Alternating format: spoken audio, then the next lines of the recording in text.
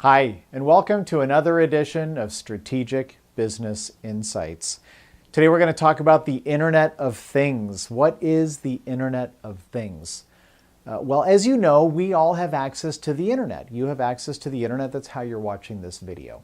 And we all interact with different platforms like Facebook or YouTube or our work or whatever it is on the Internet. And that activity that we do generates data that people can monitor. But the bottom line is that today, actual machines are uploading information to the Internet automatically without any human involvement. And the best example is your smartphone in your pocket, or maybe you're watching this video on your smartphone.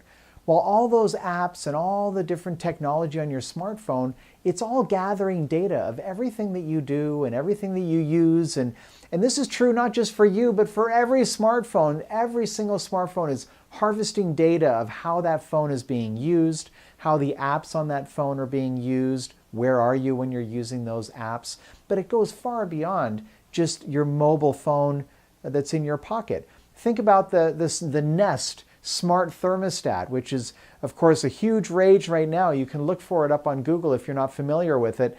But it's a thermostat that goes in your home that learns your usage pattern. It's this smart thermostat, so it gets to see how your usage pattern is, and it adjusts automatically, and you can access it using your smartphone or through the internet. It's connected, and it's harvesting data, and it's learning how you use your home and how to heat or cool your home the way you like it best.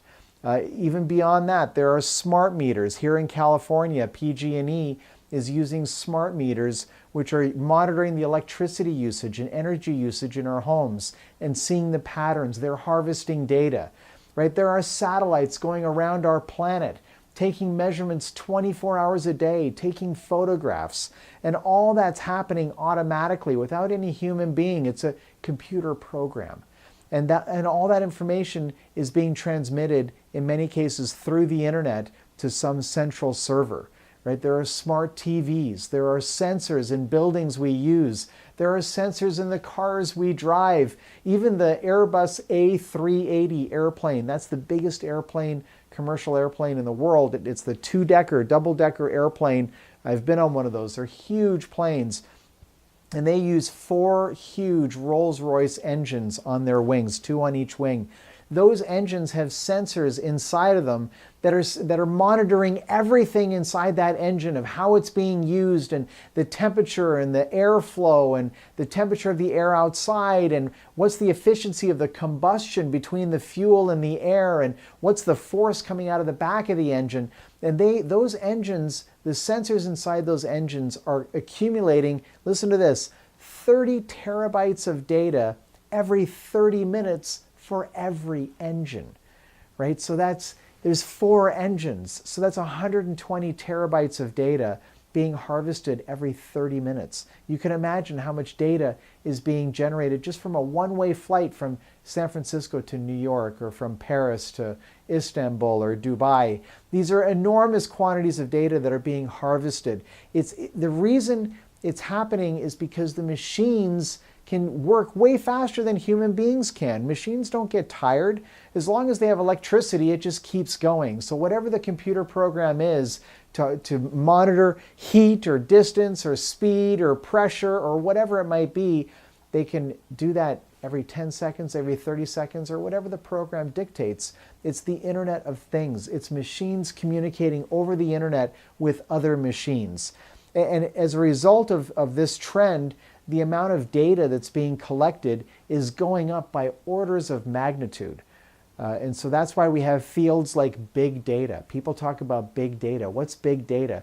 Big data is the processing of data sets that are so huge that traditional databases that we used to use, relational databases that we used to use to process data sets, they can't handle that volume of data anymore. And so they've developed new ways of processing called parallel processing and open source platforms like Hadoop and MapReduce and all these technologies which you may or may not be familiar with, but it's all happening because the quantity of data is exploding, and it's exploding because machines are generating the data, not human beings. Human beings are too, but machines are generating far more data than human beings ever could.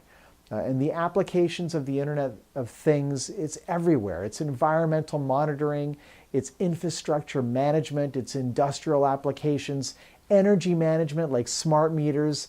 There's a classic example of the Internet of Things. Smart meters is a perfect example.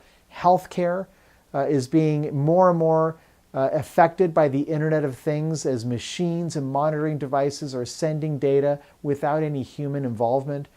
Building and home automation, whether it's industrial buildings or residential homes, transportation systems, the applications are everywhere. The Internet of Things is when one machine automatically communicates data through the Internet to some central server or some other machine. And it's resulting in huge data being collected. That's the genesis of the big data revolution, which we're just getting into right now.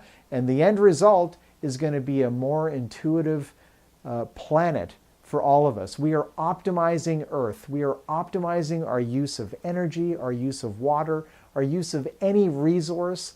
We're finding patterns that we never knew existed because we're monitoring everything and analyzing all of that data. The Internet of Things is revolutionizing our world. And it's revolutionizing it through the accumulation and analysis of huge quantities of data. Follow the trend. It's an exciting time to be in technology. Thanks so much for watching this video.